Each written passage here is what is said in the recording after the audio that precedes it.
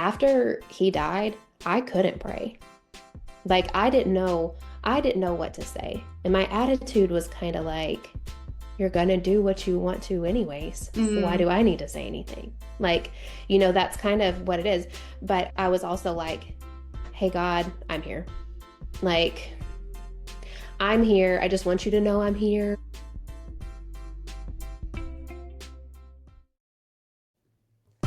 Welcome to the Called and Courageous Christian Woman, the podcast where we have meaningful conversation rooted in truth as told by Scripture and learn actionable steps to pursue a peace-filled, purpose-driven, unapologetically courageous life. I'm Britton George, and each week I'll be bringing you powerful conversations, inspiring stories, and biblical wisdom to help you embrace your divine purpose, stand boldly in your faith, and live a kingdom-building life that reflects the courage and strength God has instilled in you. If you're ready to be empowered, uplifted, and encouraged as you pursue the life you were created for, then you're in the right place. Let's dive in, friend.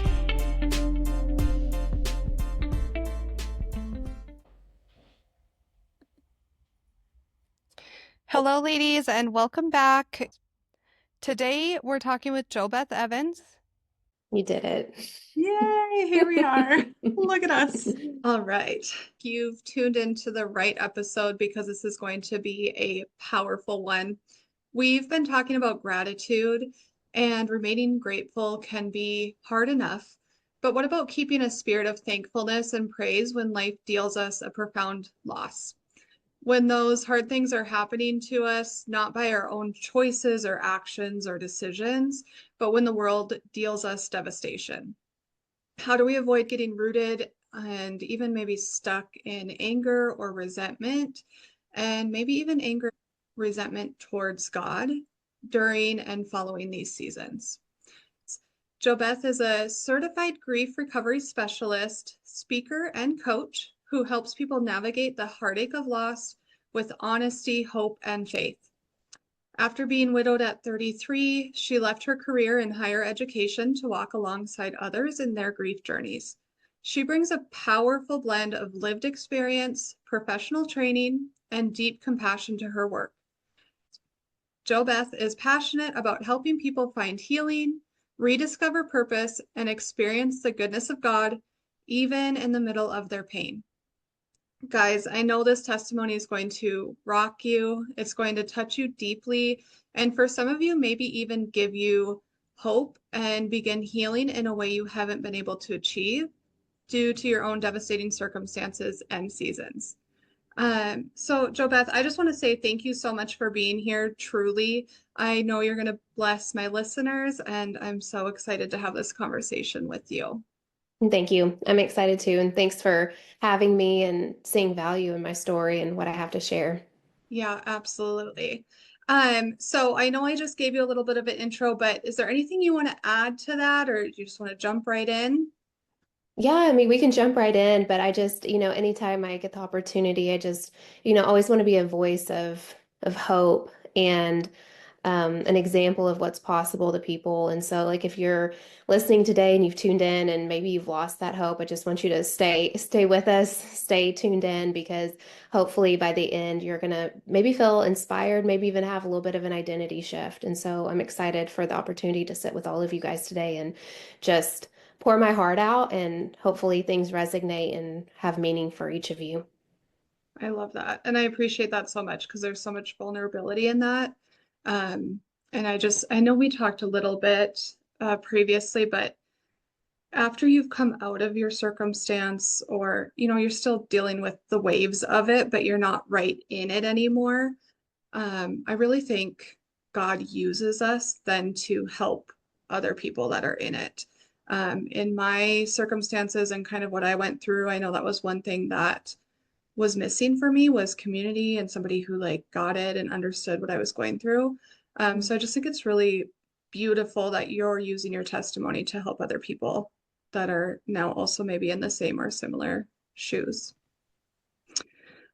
So with that, let's kind of just get into it. So I just want to talk about maybe give us a little bit of your background, share as much as you're willing to about kind of your story and what that loss was like, and just how you walked through that and the highs and lows of kind of that valley season.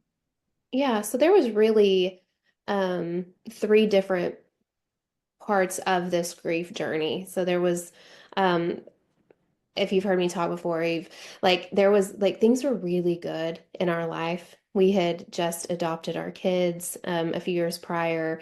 We felt very complete as a family. Things felt very good. We bought a farm that was like a dream of ours. And then we built our dream house on this farm. And it was just like, it was almost one of those times it was like, man, this feels too good to be true almost. Like, we got everything. Like, I was driving a brand new car. Like, we had a brand new house. Like, I was homeschooling our kids and working, teaching public speaking at the University of Arkansas.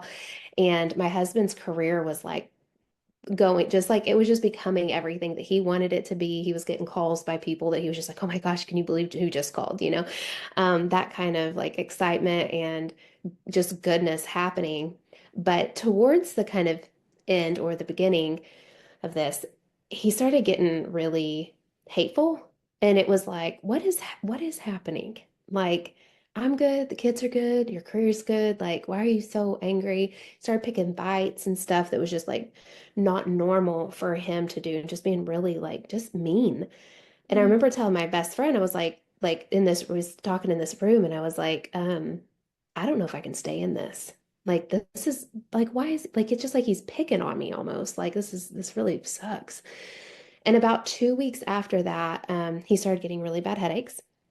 And we went to the emergency or the urgent care.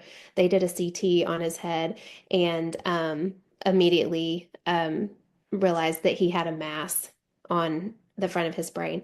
And they sent us across the road to the ER, and they did a MRI, saw that it was cancerous, diagnosed him with glioblastoma, which is a terminal brain cancer, gave us a pamphlet that basically said you got six or you have 12 to 16 months to live, basically, regardless of anything you do. And you need to have surgery as soon as possible. But go home, call on Monday, and see if we can get you a surgery scheduled. And So this my is all wife, just like in the ER same day that you're this was getting all, all of yeah, this information. this was within 2 hours. Wow. It went from like he has a headache, and I was pretty scared. Like there was a moment of like, oh, he has COVID. And then I was like on my way home from getting COVID test, and I was like, this isn't COVID. Like I just started crying because I was like, this is bad. Like I don't know what's happening. So I got to get him and get him to the doctor because he was like, he didn't even take Tylenol. Like that's how like against like taking pain medications or anything he Mm, was. Like he was tough. And so, yeah, so there was like, this grief that was coming, like my marriage is falling apart. That sucks. Like I don't know what's happening. hmm And then there was a grief that came with the last year of his life. And so that consisted of a brain surgery. He slept for 2 weeks, completely changed his personality. He was not the same person anymore. And he became very violent and scary, which is pretty common with brain tumors that are located in the front right part of your brain. That's where your personality is. And originally the doctor was like, this is a great place to have a tumor because it can't kill you. And I was like, oh, okay. And I'm very optimistic. And they were like, he's like, it might change his personality. I'm like, hey, he might get nicer and happier and funnier. Like that's what I was thinking. I was like, this Yeah. could be this could be a lot of fun but it didn't. And I don't know that it ever changes for the positive, but hmm um so I was thinking, I was like, this is going to get better, maybe. But it actually, there is no good place to have a brain tumor. Right. And it did changed him dramatically. He was on um, seizure medication that, like, basically just like he was a zombie. And so basically, for a year, I watched him die. Just a slow deterioration of his brain. And about a month before he passed away, I checked him into hospice and sat with him there for a month while he was completely unconscious. They knocked him out because the pain was so bad. And so there was the grief of watching that happen. Like Mm, I remember, and like when I realized what I had Googled glioblastoma and I knew what it was going to look like. I remember telling my sister, like, I was like, I almost feel like, like when Mary knew Jesus was going to die and she was just going to have to stand back and watch. Mm. I felt that. Somebody you loved so deeply, they're going to die, they're going to suffer, and there's nothing you can do about it. And I was like, I just have a front row seat to his death. Like, this is like sick. This is terrible. So there was that grief, but then there was a month where I sat and watched, basically sat by him while he died. Um, and for the past year, I had just been his caretaker and done my best to take care of the kids. My parents were huge in helping with that. It would have been a terrible experience had my parents not been there. But when he was dying, I was like, okay, this is actually happening. This is done. Like I had accepted the fact that he wasn't going to live anymore. In part because his brain was destroyed. And I was like, I don't want him to live anymore. Like, there is no There's, repairing the yeah. damage that's been done by the cancer, the surgery, and the tumor itself. And so I just sat there. I'm like, okay, this is going to be over soon. And what am I going to do with it? And I was like, there's got to be a blueprint for this. Like, people die all the time. Like, there's got to be some way that I can like get something and it'd be like, do this when your husband died. Well, that doesn't exist. And so, um, Didn't exist at all. Like, couldn't find any support in that. no, like I was in Wow. therapy. And so Yeah. that was super helpful. And people would be like, you should go to a support group. And I'm like, when my grief is this heavy, Hmm. I can't go listen to other people. I'm zero concerned about anybody else at this point. I'm like, I got to keep my head above water, so that I can keep my kids above water. Hmm. All I care about. If you're not me or my kids, and I always talk about the triangle, there's me, kid number one, kid number two, and if you're not in this triangle, I'm not worried about you. Yeah. Like that's what I'm focusing on. But there was the grief that came after, of course, with realizing that like this life. So we had a construction company, we had a 120-acre cattle farm, we had two kids, we were homeschooling, like, and it's like, okay, like it's game on now. What do you do? And so there was the grieving, then a life that I thought would be that was over. Hmm. Yeah. And I just can't imagine, just from like his personality changing, which I'm sure was a result of the tumor, right? Whether or not you Right. guys knew that at the time. And so then you're going through the hardship in your marriage. Then all of a sudden he has a headache, and within a couple hours you find out it's not only a tumor, but it's cancerous. And not only is it cancerous, but there's not much they can do about it, and it's terminal. And then watching him deteriorate right before your eyes over an entire year. And also the thing that really stuck out to me was it sounds like you lost him well before you physically lost him, right? Like he wasn't um, the same person.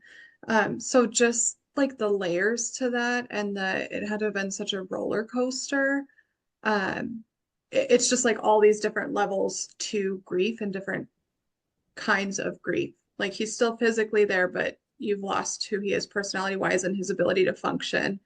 And then even once then you lose him physically, and then you're looking at, like you said, the grief of what I imagined my life to be and the dreams that we had. And like you guys were kind of coming from like a mountaintop moment where you said Hmm.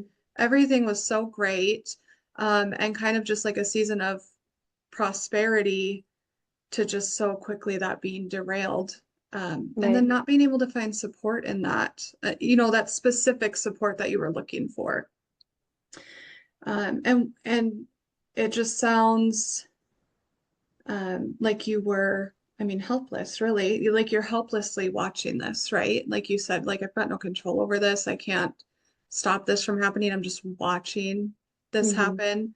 Kind of like Mary having to come to terms with what was going to happen with Jesus. Um, and so I guess that kind of leads to the question of, so the Bible tells us that our help comes from the Lord, right? So what was that experience like for you, feeling um, helpless and pretty alone? How did that affect your faith and your relationship with God at that time? Yeah, I mean, it felt like it was the only thing I had. It was the only thing I knew. I've had found so much comfort in knowing that like he may die, my kids could die, I could die, everybody could die, my house could burn down, but I still have God. Like, and it felt so comforting to me to be like, okay, like I would wake up in the morning and just whisper Jesus, like, are you there? It was almost like a, are you there type Mm, of type of whisper, like because I need you to get out of, for me to get out of bed. I need to know that you're with me regardless of what the outcome of this situation is. And I told myself early on, and I always talk about how I feel like as Christians, we give ourselves too many options. And so, like, giving yourself the option to like turn away from God is not an option. It wasn't an option for me. And so at these moments where I'm like, okay, like I'm aware that like a lot of people get really angry at God. Some mm, people leave the church because they can't stand being in that setting anymore. I was like, I don't want to lose my husband and my faith both. And so yeah. one I could not control, the other one I could. And so I clung so tightly to the belief that like God was going to see me through this situation. And I felt his presence and I felt his love. And um, it was just this overwhelming comfort that I felt by just having him because nobody understood the depths of my pain. I'd be laying in my bathroom floor just like crying out to him because the things I had to say, nobody else could handle. Hmm. And, you know, that level of pain. But I think that I, one of the most important things I did that I think is one of the best things I did that I would suggest everybody do that is a believer and going through something hard is making a commitment to God every day that regardless of anything, that you're remaining faithful. And that was my words is like, God, no matter what, you take him, you leave him. I am not going anywhere. Because there were times when I knew exactly what I was saying when I started praying. I was like, I know what I'm praying for. I'm praying for healing, praying for my husband to be healed here on earth. I'm praying for just beautiful recovery, this testimony. Like this is going to be like the coolest story ever of how like people around the world rallied for my husband and he lived. He like survived this terminal cancer. And I was like, I was already in my head. I was like, when he survives, I'm going to come back to MD Anderson and I'm going to stand on stage and I'm going to tell people about these doctors and how supportive and wonderful this hospital is.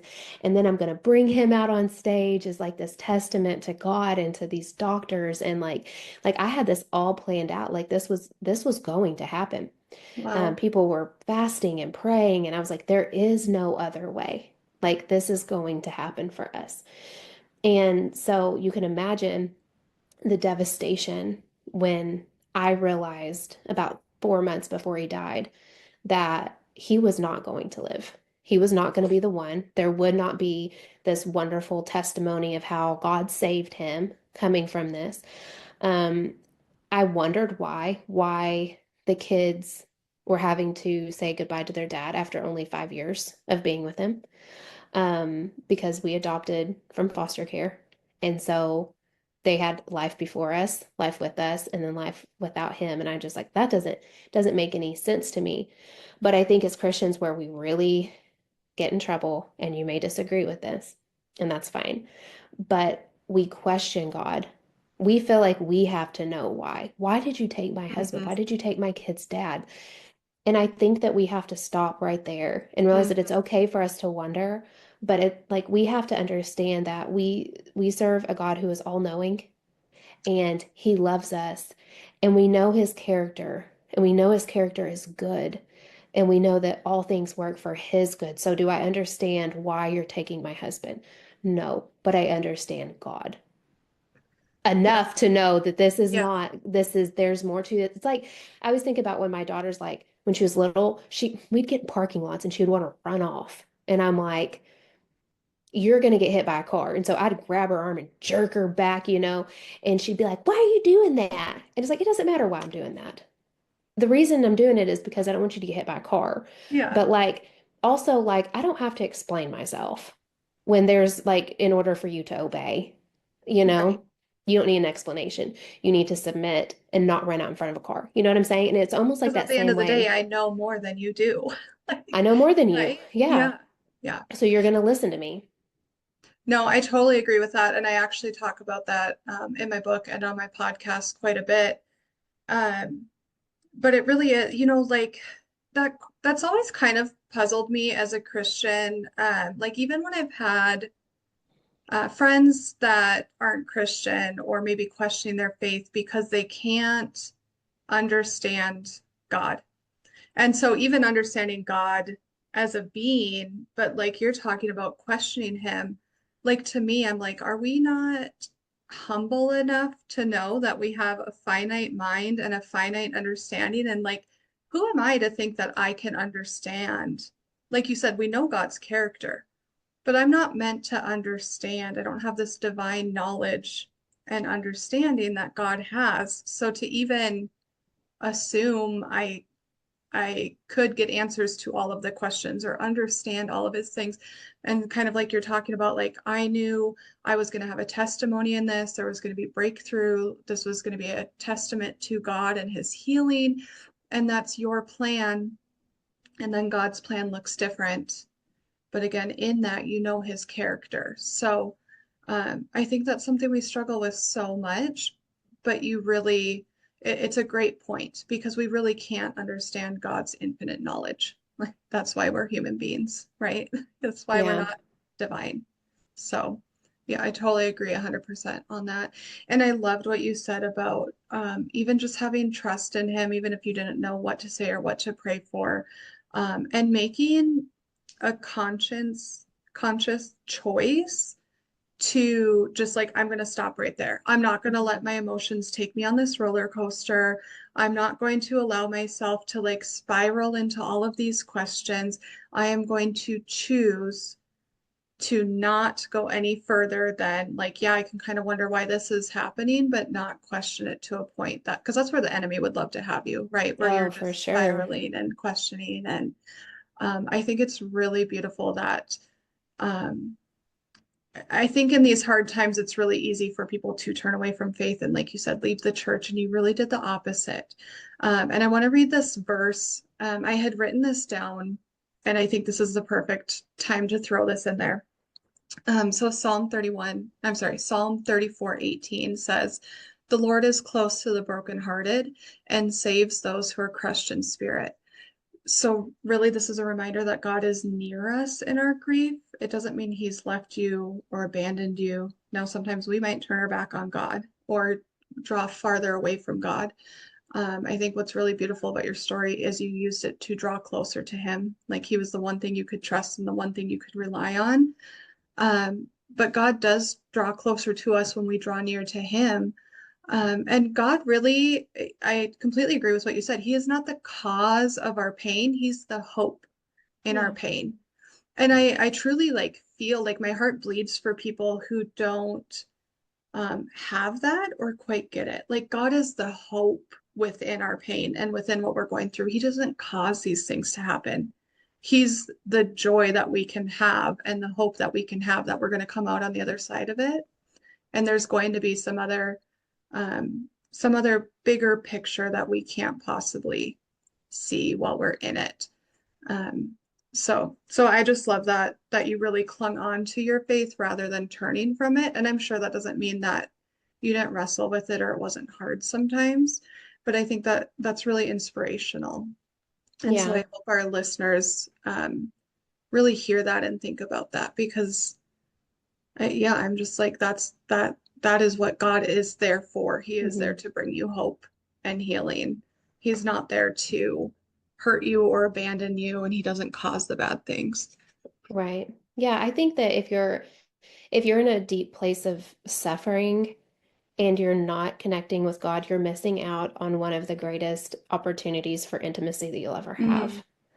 And so pulling away, like just don't. Again, don't let that be the answer to your problem. Like that's going to be a good idea. It's just not a good idea. Um, but also like I do want to say, because you're talking about going like that it wasn't just like, oh, I'm on my knees all day, every day, praying and seeking God.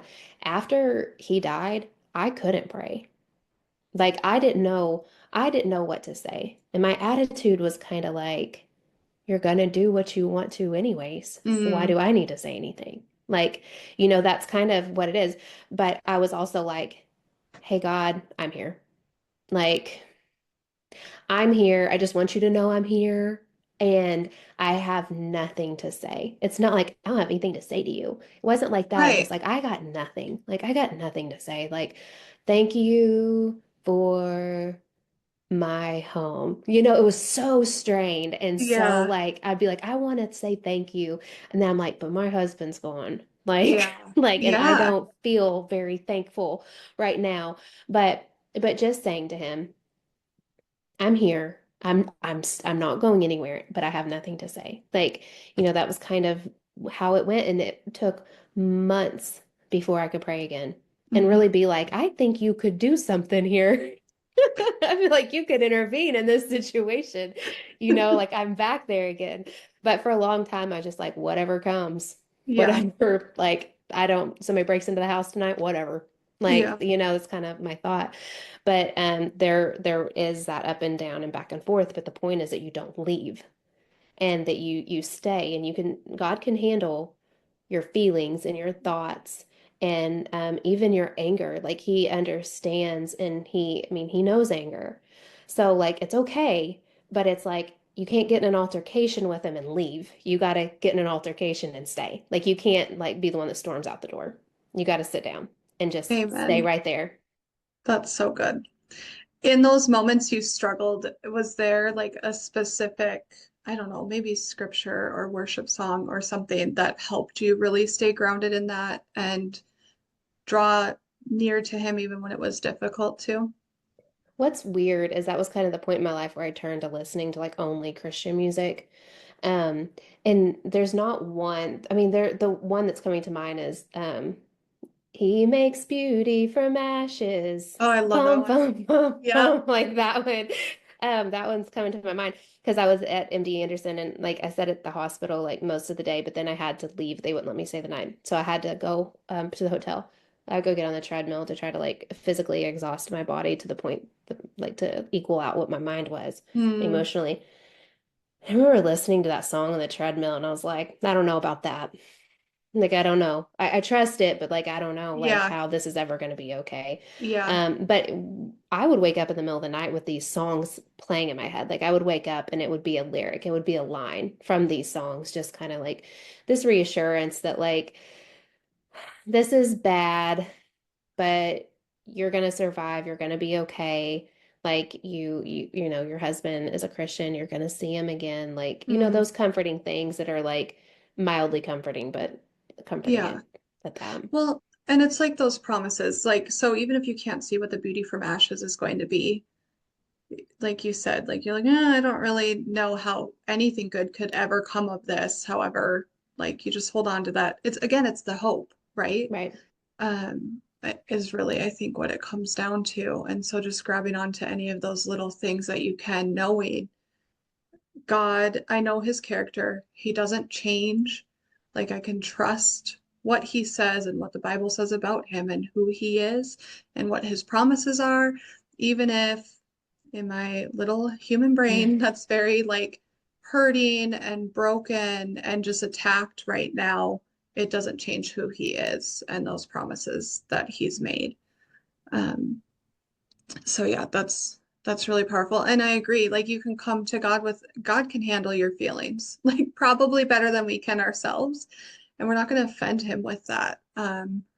I loved what you said earlier. You said something about the things that I needed to say I couldn't say to anyone else. Hmm. Like I couldn't Hmm. say those to anyone else, but you can say those to God. Like, and he will meet you there. And you're not going, you can be confused and you can be angry and you can be all of the things, and he'll meet you there. God doesn't turn his back on you. He's not going to leave you because you're hurting. Right. Before we wrap up today's episode, just a quick reminder, this was just part 1 of my powerful conversation with JoBeth. There's so much more coming in part 2, so make sure you tune in to the next episode where we go even deeper. And if JoBeth's story and wisdom spoke to your heart today, don't forget that she does offer grief coaching and walks with women through loss with faith and compassion. You can find all of her info and how to connect with her right in the show notes below. We'll see you in part 2, friend.